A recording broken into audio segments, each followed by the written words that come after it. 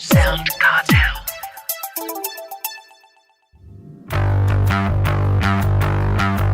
News and big announcements in the world of podcasting have never been more prevalent than the last few months.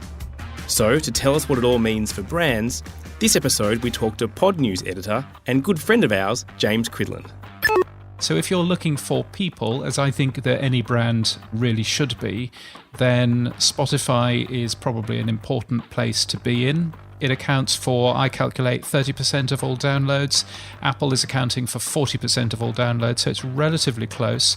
It's a brave brand owner who ignores Spotify and just focuses on Apple Podcasts. I'm Nick Schildberger, Managing Director of audio agency SoundCartel, and this is Podcasting Essentials.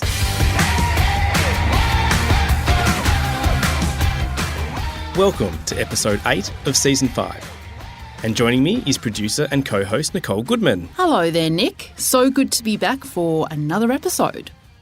I can't remember a time when there's been that much going on in podcasting. It really has made pod news an essential part of my day. That's right, and we usually start Podcasting Essentials episodes with a quick review of news highlights, but there's just been so much. So this episode we've gone one better. To summarise the essential things going on and what it all means for us, we're joined by the editor of podnews.net and radio futurologist, James Cridland. G'day, James. Thanks for joining us again on Podcasting Essentials. Hi, James. So good to have you back on the show. It's a great pleasure to be back. Thank you for asking. And the reason I say g'day is because you are now officially an Australian citizen. Congratulations. Well done, James. You did it. It's truth. Yes, it's all very exciting. I now have 2 passports I can't do anything with. That's great. One day. Yeah. But welcome anyway. Now, before we get to all the latest podcasting news, early in June you were on stage in Sydney performing the MC role at Podcast Day 24, which was a 24-hour international podcast conference. It started in Sydney with an in-live person version and then moved to the UK and North America for virtual versions. I bet you very much enjoyed being back in your natural habitat on a stage in front of real people, James.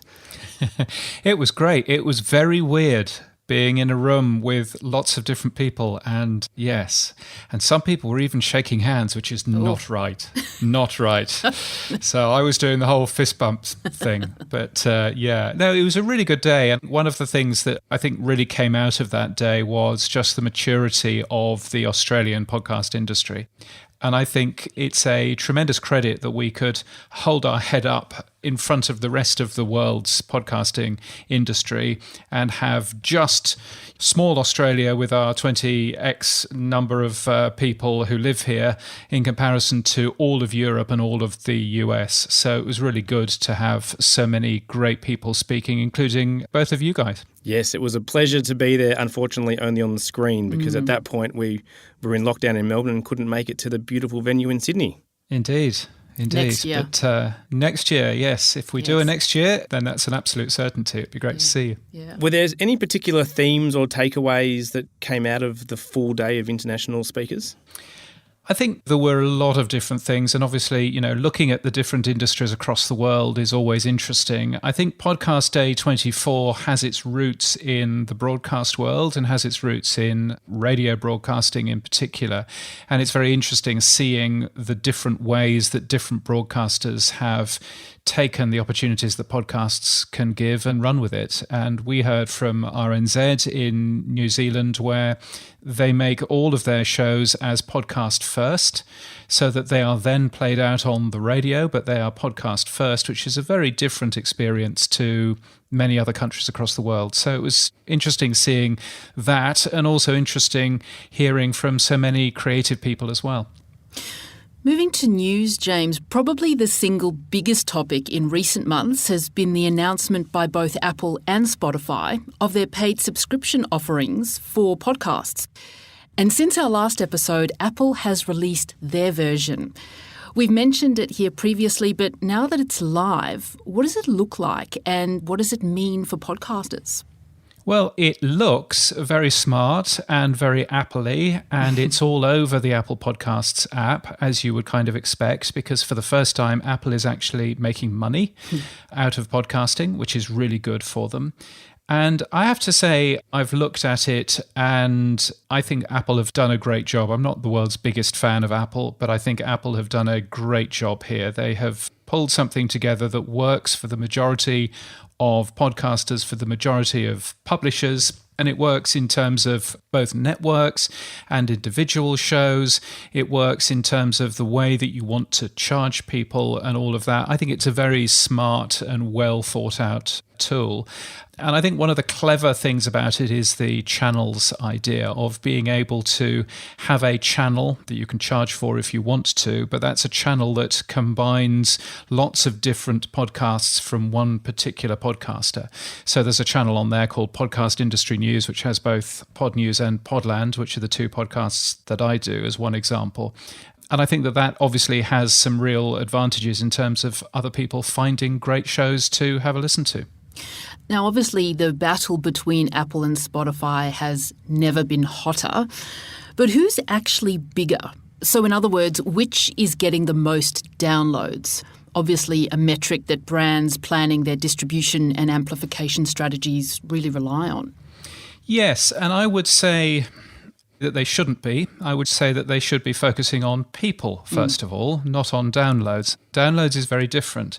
If you have a look at people, the most popular way of finding a podcast with a very loose definition of the word podcast is Spotify is number one and Apple is number two. If you look at downloads, it's the other way round. And actually, Apple, because people using Apple Podcasts are listening to more podcasts, they typically mean more downloads at the end of the day.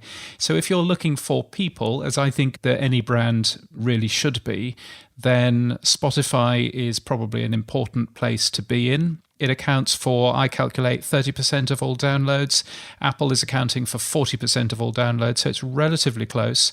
It's a little bit different here in Australia, where Apple has a bit more of the market, according to the Australian podcast ranker, certainly. But I think Spotify is worthwhile having a look at, and I think it's a brave brand owner who ignores Spotify and just focuses on Apple Podcasts. Although when it comes to choosing a subscription version of your podcast, that's where the choice becomes a little bit more complicated, because if you do it through Apple, it will only be on Apple. And if you want it to go broader, then you might need to do it through Spotify separately. So do you have an opinion on what's the best strategy there? Well, Spotify, as far as I'm aware, is US only in terms of paid for subscriptions. If you're a brand, you shouldn't be doing paid for subscriptions anyway, for a start. True. Unless you're really sure about what it is that you're actually doing. But I think what you can do, and this again is one of the nice things that Apple has done, is that they aren't asking for exclusivity. They're asking for price parity on their platform, but they're not asking for exclusivity. So if you want to, you can have a paid for channel on Apple and charge the same amount of money for it on Patreon or on your own app or anything else. And I think that's the clever way of doing things.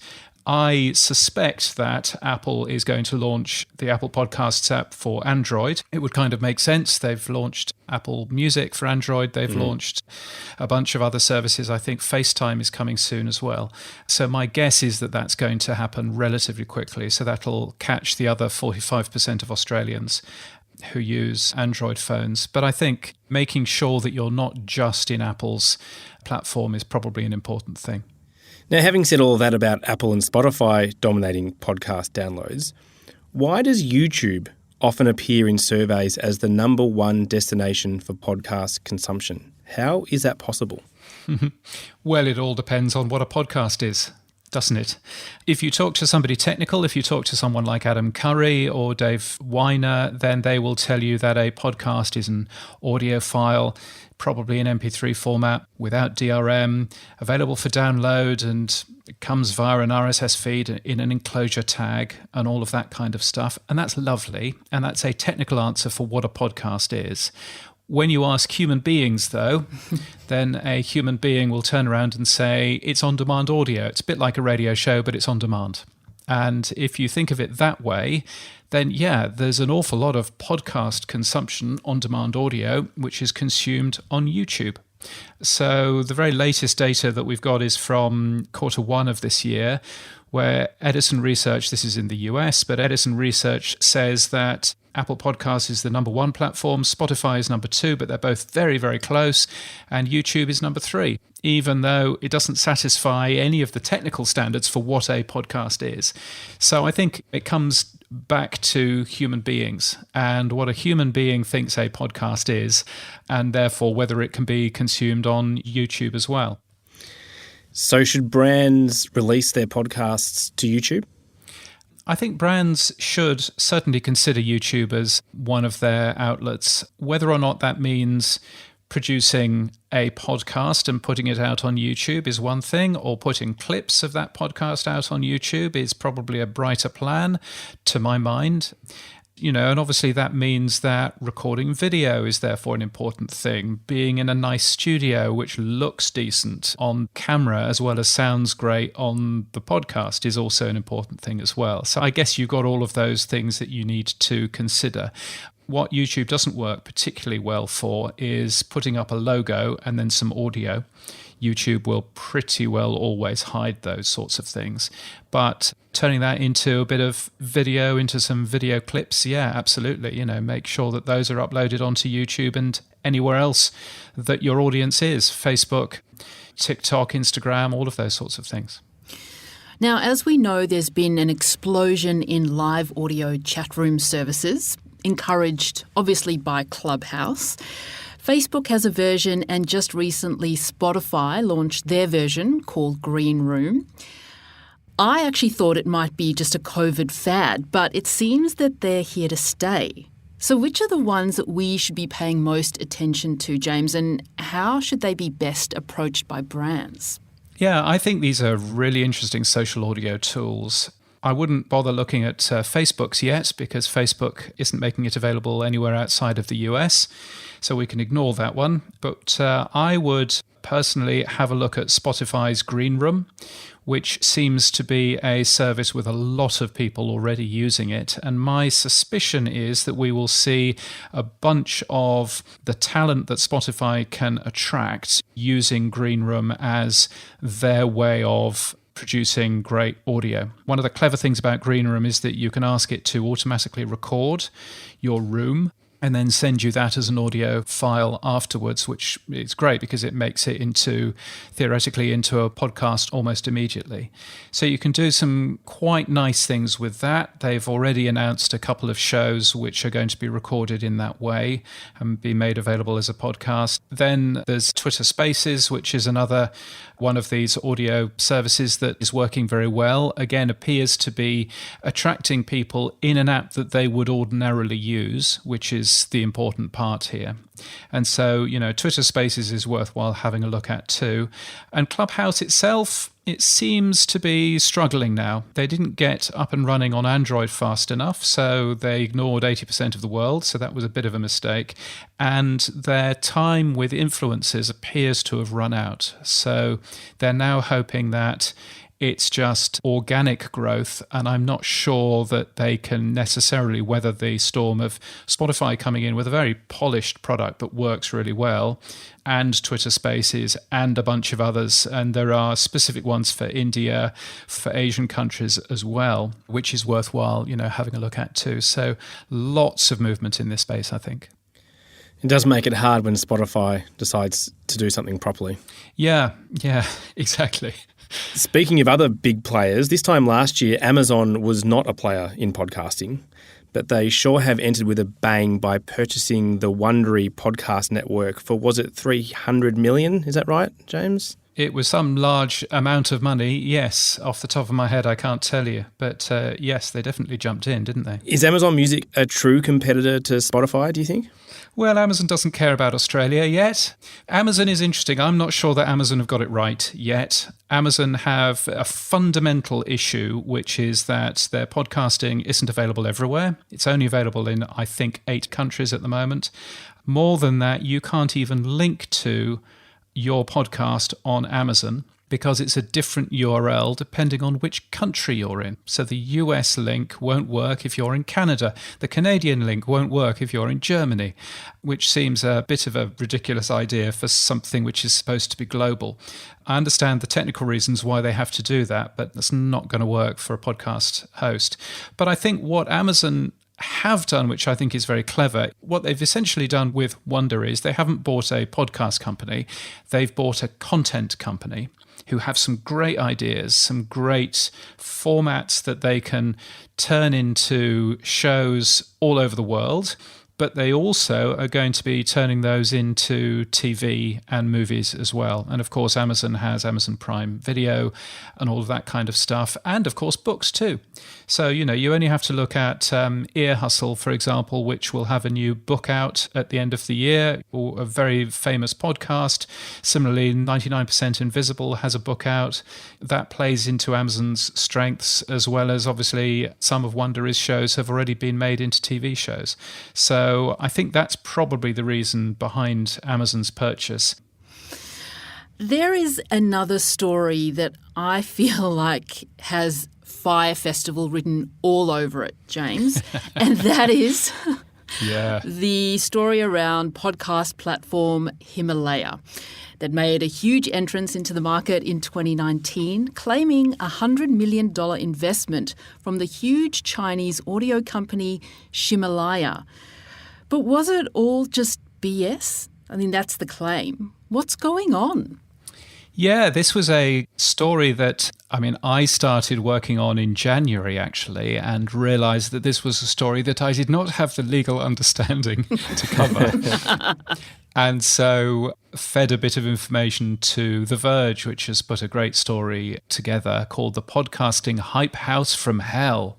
It's an unbelievable story. I couldn't stop reading it. It is. It's incredible. It's like The Wolf on Wall Street. Yes. It's basically like that, but for podcasting.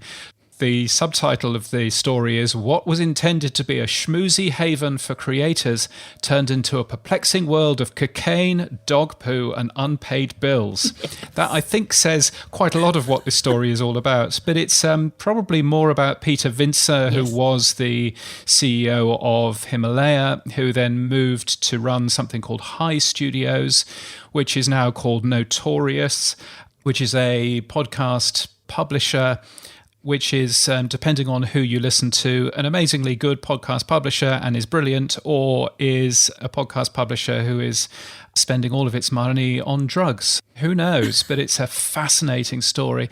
I guess any large growing industry will always have one of these stories about people who have perhaps grabbed a bit of the VC money that's dripping around and not necessarily spent it on what you thought that they had spent it on. And there will always be smoke and mirrors around some of the stories that we hear. But yeah, it's well worth a read. I'm sure that will become an interesting movie one day. I was going to say, when will Wondery produce the podcast and Amazon the movie? Absolutely. Yeah, maybe Himalaya should be producing the podcast, who knows? But yes, it's really interesting. Peter Vincer, I should say, denies all of the allegations. And he says something like, my behaviour sometimes veers close to inappropriate, but as for everything else, it's all nonsense. So there you go.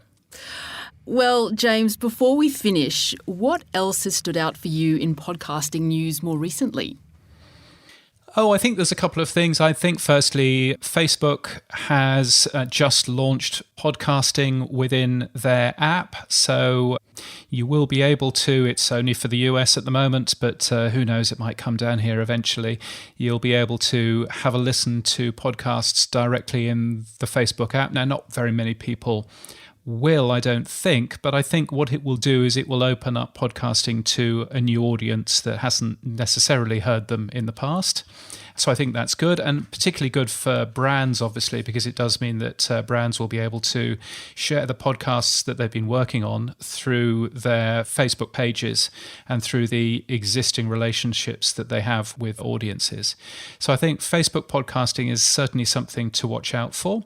And I think also Podcasting 2.0, which is a bit of work which Adam Curry, the Podfather, and Dave Jones have been working on. That's basically building a whole new set of tags and functionality around podcasting to make it easier for podcasts to earn money, to make it easier for podcasts to, for example, be about locations or be able to add chapters to podcasts and all of this kind of stuff. They're really taking what podcasting can do already and adding a whole load of additional features and things. It's probably too early to see an awful lot of that in the big podcast apps, but I think that is beginning to open people's minds for what you can do with podcasting, what you can do with additional functionality. And I find that really interesting and really exciting as to what the future of podcasting might be. Well, final question, James. Rather than report the news, I want you to predict it. What will we be talking about the next time we chat on Podcasting Essentials? And what exciting opportunities should podcasters look out for? I'm sure that we will be talking more in the future about more consolidation and more platforms that exist where you can have a listen to podcasts. And some of those will be very open and some of those will be very closed. So I'm sure that we'll be talking a lot more about those sorts of things.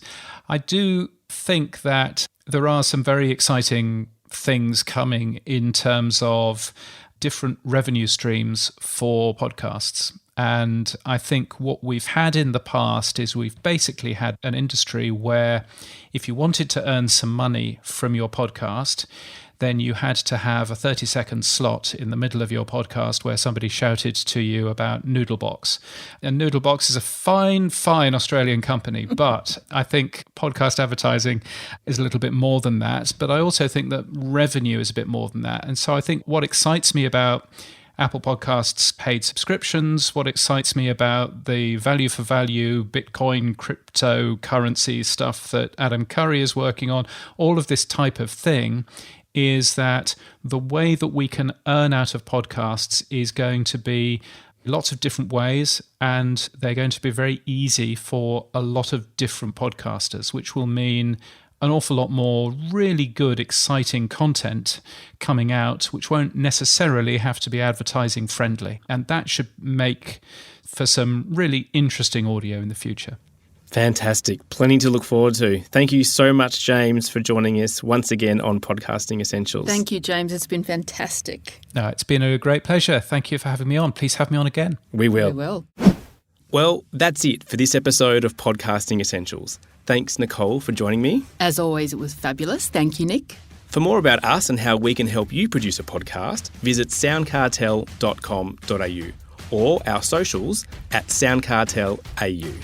And if you're after business insights and inspiration each morning, check out our daily podcast, Business Essentials Daily, wherever you're listening right now. From the team at SoundCartel, thanks so much for listening.